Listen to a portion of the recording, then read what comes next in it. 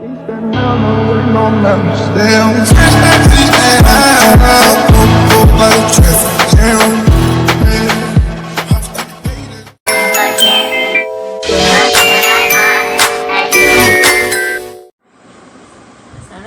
hai korang. Selamat datang ke channel aku Najwa Storytime. Okay, so hari ni aku nak ceritakan tentang 3 kisah seram. So tiga kisah ni aku ambil daripada pengalaman orang-orang terdekat dengan aku. So ada 3 cerita yang aku nak ceritakan hari ni. So jangan buang masa lagi, jom kita dengar kisah yang pertama.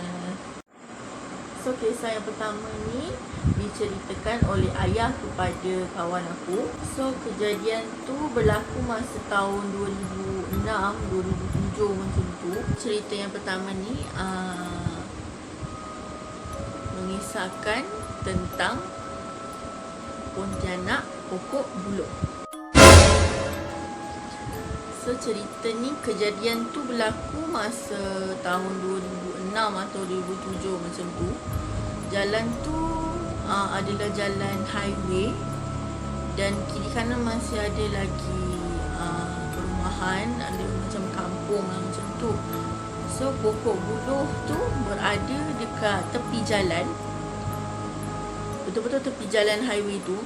Dan kejadian tu disaksikan oleh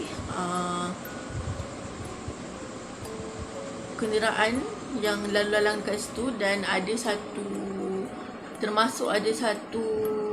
kedai kopi dekat situ. So pengunjung dia pun nampak juga.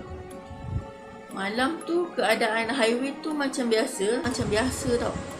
Tak ada yang pelik ke apa ke. Sampailah tiba-tiba semua kenderaan yang ada dekat atas jalan raya tu berhenti.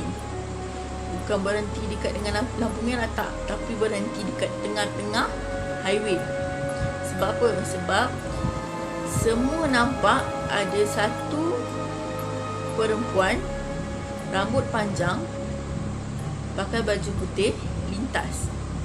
Dan ada yang nampak perempuan tu keluar daripada pokok buluh tu. So dia ni lintas daripada, so highway tu besar tau. Highway tu 3 lane untuk pergi, 3 lane untuk balik. So pergi dengan balik tu semua kereta berhenti dekat situ. Okay. Dan diorang semua nampak perempuan tu lintas dekat tengah-tengah highway. Sampailah dekat dengan warung tu. So warung tu dekat seberang jalan. Sampai dekat warung tu, perempuan tu terus lenyap. Dan pengunjung highway pula duduk minum kopi dekat situ. Memang dah cuak lah, tapi owner kedai kopi tu kata benda ni memang biasa. Sebab mengikut penduduk dekat situ, itu kali pertama tau yang ada benda yang lintas, yang tunjukkan diri dia. Tapi kata ayah kawan aku ni, dia kata jalan tu memang keras. So sebelum kejadian ada perempuan tu lalu, dekat area situ ada satu kemalangan yang melibatkan satu kereta pemandu mabuk dengan satu penunggang basikal. Aku tak tahu yang penunggang basikal tu perempuan ataupun lelaki. Tapi masa tu ayah kepada kawan aku ni kata penunggang basikal ni dia keluar malam pun tak malam lah, untuk pergi ke gerai burger. So dia lalu dekat area pokok buluh tu, depan pokok buluh tu lalu. Dan kereta daripada arah, so dia lalu macam ni kan basikal lalu macam ni. So kereta daripada arah sini mabuk. So langgar dia dan himpap dia dekat situ dan mati on the spot dekat situ. So lepas daripada kejadian tu, mulalah ada je perkara-perkara ni yang jadi dekat area highway tu. Sampailah satu hari tu dia nampak ada perempuan tu lintas dekat situ. Dan perempuan tu menunjukkan diri dia. Semua nampak. Dan semua kereta yang dekat highway tu berhenti tau. Kalau aku ada masa tu memang aku rakam, tunjuk footage dekat korang kan. Okay, kita move on ke cerita yang kedua. Okay, cerita yang kedua ni pula adalah kisah pengalaman daripada ayah aku sendiri. Masa tu dia kecil lagi. So ayah aku dalam lingkungan 10 atau 11 tahun lah macam tu. So ayah aku ni ada satu nenek, dia orang panggil Tok Chu. So satu hari tu family ayah aku ni pergi ke rumah Tok Chu tu. Rumah Tok Chu ni berada di Kuala Selangor. So rumah Tok Chu ni berada dekat Kuala Selangor, bertempat di sebuah kampung. So perjalanan untuk sampai ke rumah Tok Chu tu agak pendalaman sebab kampung kan. Dan jalan kat situ penuh dengan pokok kelapa. So jalan tu memang pendalaman, penuh dengan pokok kelapa tepi-tepi dia. So ayah aku ni dia jenis yang tak kisah tau kalau tidur kat rumah orang. Kan ada separuh orang dia tak boleh tidur kat rumah orang, dia kena tidur kat rumah dia sendiri baru dia boleh lelap kan. Tapi ayah aku ni tak, dia boleh je tidur dekat rumah orang ke. Kan dulu kan biasa kita balik-balik kampung tidur rumah nenek macam tu kan. So ayah aku ni boleh je dia tidur dekat rumah saudara mara. Tapi kalau kata abah ayah aku ni kata nak pergi ke rumah Tok Chu. So bila pergi rumah Tok Chu ni, dia orang bertolak pagi tapi akan sampai dekat situ petang. So bila sampai petang mesti kena tidur situ kan satu malam. So ayah aku ni dia agak tak selesa untuk tidur kat situ sebab rumah tu rasa lain macam.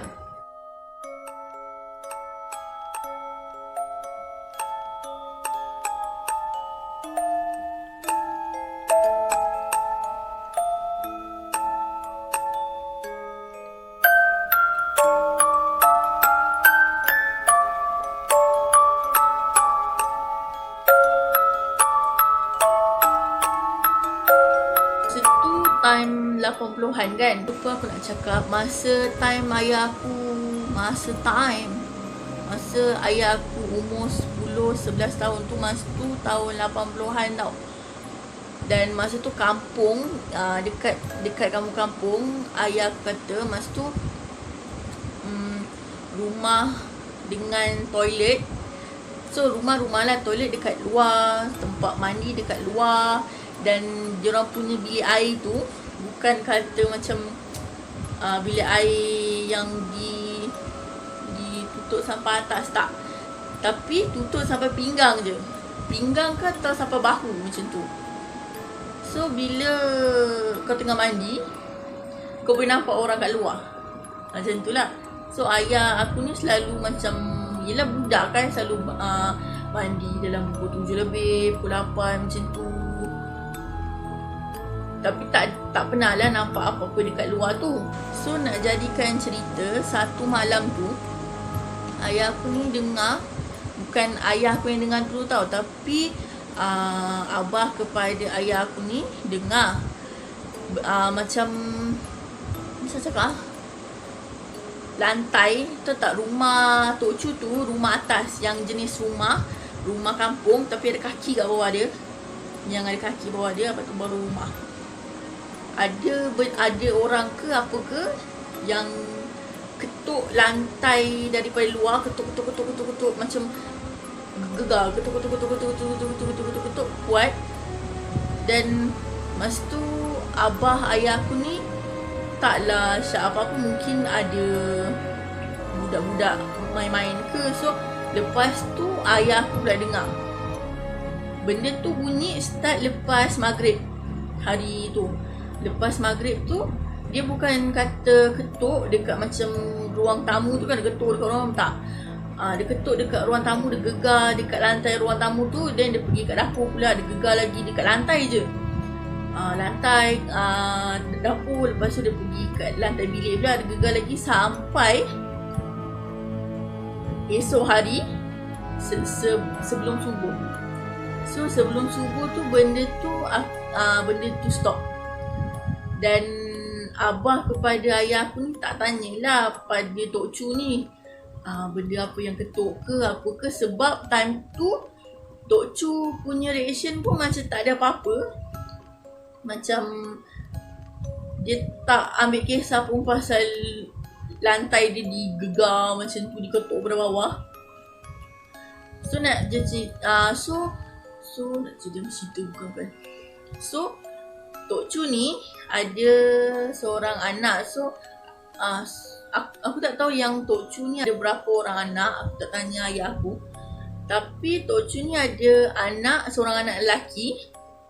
Dia ni selalu kalau pagi-pagi je keluar naik basikal pergi pekan. So dia suka raya pergi pekan kan.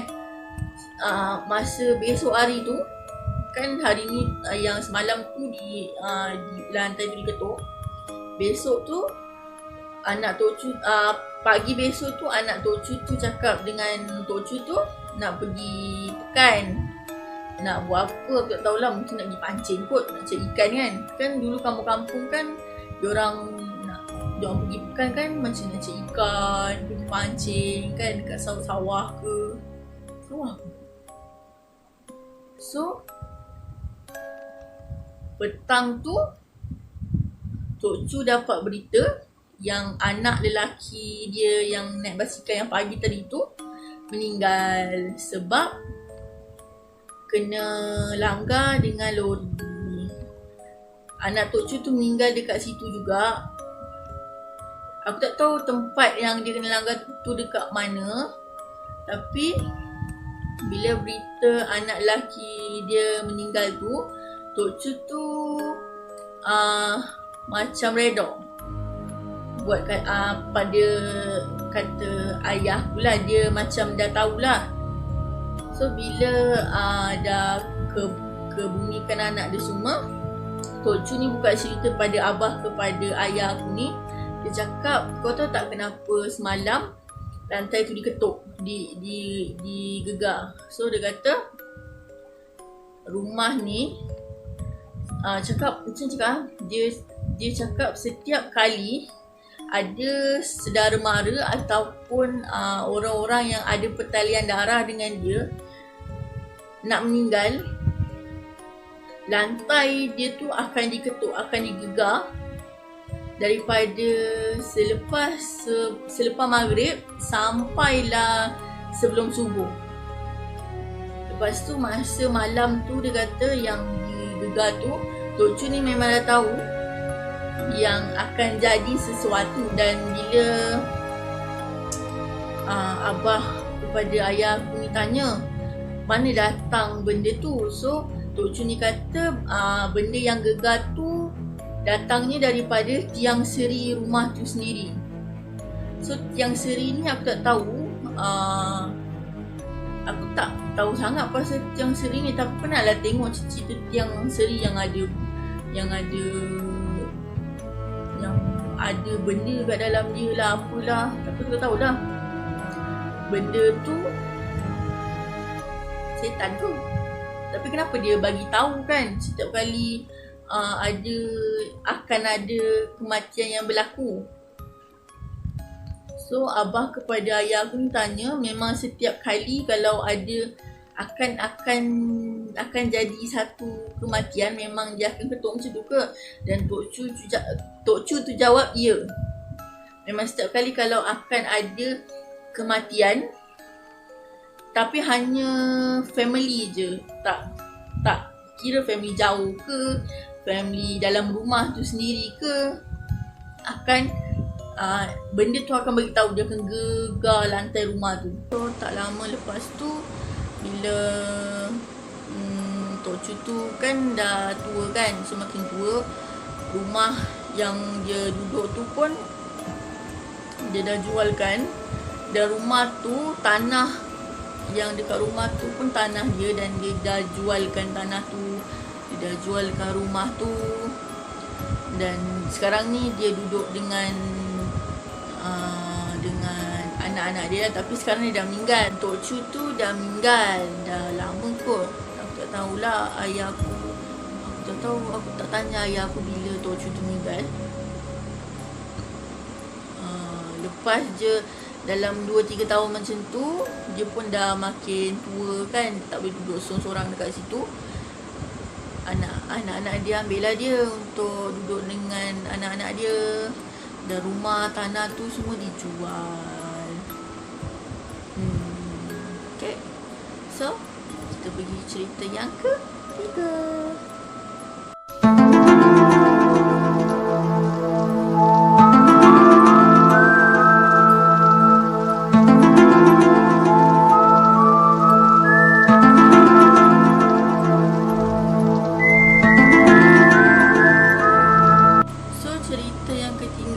Ketiga ni datang daripada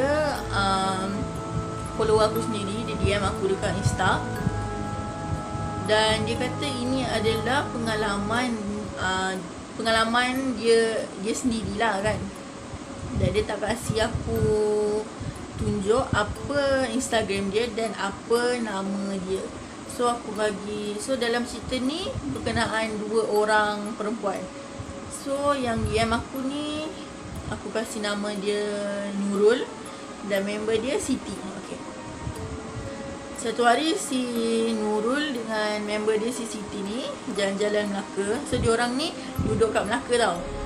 Diorang ni jalan-jalan Melaka, dan sampailah pukul 10.30 malam macam tu. Dan si Nurul ni kata kejadian ni berlaku tahun 2010. Dan kejadian ni berlaku dekat satu highway dekat Melaka. Dan nama highway tu adalah Lebuhraya AMJ. Aku tak tahu sangat Lebuhraya AMJ ni adakah satu tu saja, atau memang dekat Melaka semua nama highway Lebuhraya AMJ. Tak tahu, maafkan saya. Okay. So cerita dia bermula masa diorang ni pergi pusing-pusing Melaka, round-round Melaka, dan habis je round-round Melaka tu, time tu dia kata dah malam, dalam pukul 10.30 malam macam tu. Dan member dia ni, si Siti ni, naklah survey satu highway ni yang baru buka. Dia nak survey highway ni tembus kat mana, boleh tembus mana lah dia kata. Dan diorang pun pergi dekat highway tu. So masa diorang ni dah sampai highway tu, diorang drive dekat highway tu. So kawan si Nurul ni, si Siti ni ada mention yang dia nak cari kedai makan sebab dia lapar. And dia nak cari petrol pump untuk isi minyak sebab minyak dia memang dah genting, dia kata. So diorang jalan dekat highway tu, tiba-tiba si Nurul ni nampaklah satu warung. So dia tanya si Siti ni, tu warung kau tak nak makan kat situ ke? Alang-alang dah jalan kat sini kan. So si Siti ni kata boleh juga.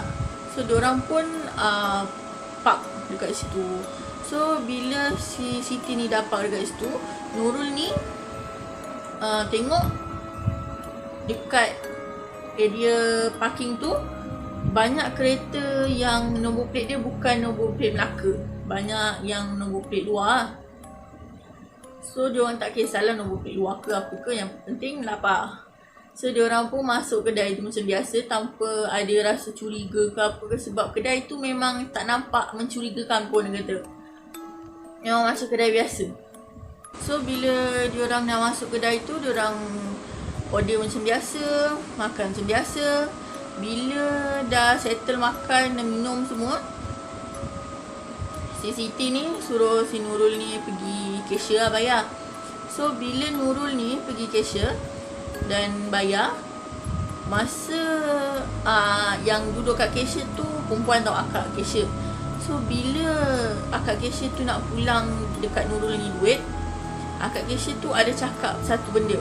Akak cashier tu kata, nasib baik awak cepat, kalau tak awak tak dapat merasa masakan orang-orang akak. So bila dah settle bayar semua, diorang masuk kereta dan jalan balik. Masa jalan balik tu, si Siti ni ada cakap dia nak pusing balik sebab nak pergi petrol pump nak isi minyak. So diorang carilah tempat nak U-turn kan. So diorang jalan dekat highway tu, jalan ke depan lagi. So dia nampak ada satu petrol pump buka. Petrol pump buka dan dia cakap, ni ada petrol pump kan, just isilah dekat sini. So si Siti dengan si Nurul ni pun masuk situ. Petrol pump tu memang tak ada apa-apa mencurigakan pun, si Nurul ni kata. Dan diorang pun isi minyak macam biasa, bayar macam biasa. Dan ada je kereta dekat petrol pump tu kan. So diorang isi minyak. Dan habis isi minyak semua, diorang pun jalan. Jalan bawa beberapa minit. Lepas tu kereta diorang ni tersengguk-sengguk tau. Dan tiba-tiba mati sendiri. So si Siti ni kata, apa salah kereta ni kan, memang tak pernah buat hal lah, tiba-tiba buat hal lah dekat highway baru ni kan. So diorang, si Nurul ni, so si Siti ni start pun tak boleh start. So si Siti ni dia ambil apa, dia ambil phone dia and call kawan dia. So call kawan dia pun datang. Kawan dia kata, so kawan dia ni check lah kereta tu apa yang tak kena. Bila kawan dia start kereta, kawan dia kata, kau tak isi minyak ke? Lepas tu si Nurul ni pun sampuk, dia kata, dah lah, kita orang baru isi minyak tadi. Lepas tu yang kawan kepada Siti ni kata, mana ni minyak korang kering lah, dia kata. Lepas tu Siti ni pun cakap, kita orang baru je isi minyak kat belakang tu, ada satu petrol pump. Dan kawan si Siti ni kata, kau gila ke? Kat sini kan highway baru, mana ada petrol pump weh? What? Bro, what are you talking about, man? And si Nurul ni kata, kau ni janganlah takutkan kita orang, dia kata. Kita orang baru lepas makan dekat satu gerai and isi minyak lagi dekat area highway ni. Tiba-tiba kau cakap belum ada pump minyak kan. So member Siti ni kata memang belum ada pump minyak, memang belum dirikan apa-apa kedai pun. Walaupun kedai makan. Sebab kawan dia ni kata highway ni baru je buka seminggu. And dari pada pandangan si Nurul ni, memang highway tu memang nampak sangat yang baru buka. Sebab jalan tu memang tak banyak lagi lampu, and jarak-jarak je lampu dia. Dan highway tu pun memang tak banyak lagi orang jalan masa tu. Dan masa tu pun fikiran logik dia dah makin lama makin meresap dekat dalam otak. So dia kata betul juga, takkan tempat baru macam ni dah ada petrol pump, ada kedai makan kan.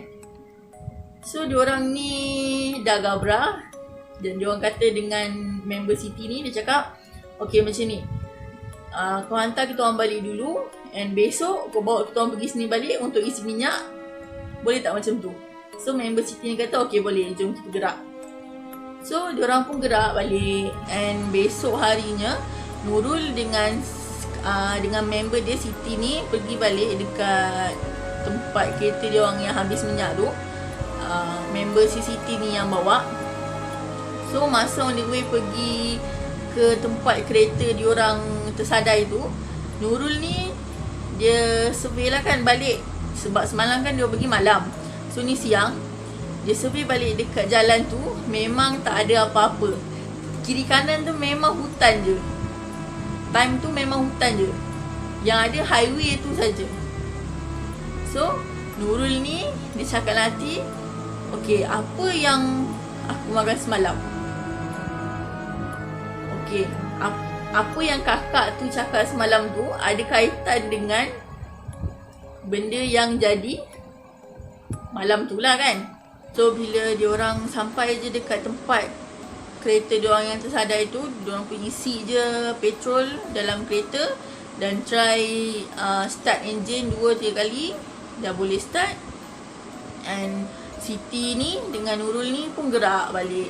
So dalam perjalanan diorang gerak balik tu, diorang ni ada borak lah. Diorang cakap, malam tadi kita makan apa? Kan apa yang kita makan, benda kotor ke apa ke. Tapi yang si Siti ni pula kata, menurut yang aku tahu, kalau kata kita masuk dekat alam diorang ni, kalau kita makan, mesti kalau kita makan dan kita dah tahu yang tempat tu tak wujud, apa yang kita makan tu kita akan muntahkan balik. Tapi Siti ni kata kita tak muntahkan balik. So apa yang kita makan tu mungkin bukan benda kotor, dia kata. So start daripada hari tu bila Nurul ni ataupun Siti ni nak ulang alik pergi kerja ke apa ke, dia akan lalu situ sebelum malam supaya tak ada apa-apa yang jadilah kan. So sekarang highway tu dah jadi highway biasalah, highway yang sibuk kan. Dah ada, semula dah lengkap, dah lampu merah semua. Dia dah berapa tahun 2010, dah 10 tahun kot kan. So jalan tu pun dah jadi jalan apa, jalan ulang-alik untuk orang duduk situ. Dah jadi apa, jalan yang sibuk macam tu. So itu saja cerita aku, 3 cerita daripada pengalaman aku, 2 cerita, satu daripada follower yang DM aku. So kalau korang suka dengan cerita ni, please like, share and comment. So kalau korang yang belum subscribe, please subscribe channel aku supaya boleh naik ke 1k. So aku lebih bersemangat untuk buat video untuk korang. Okay, bye bye. Assalamualaikum.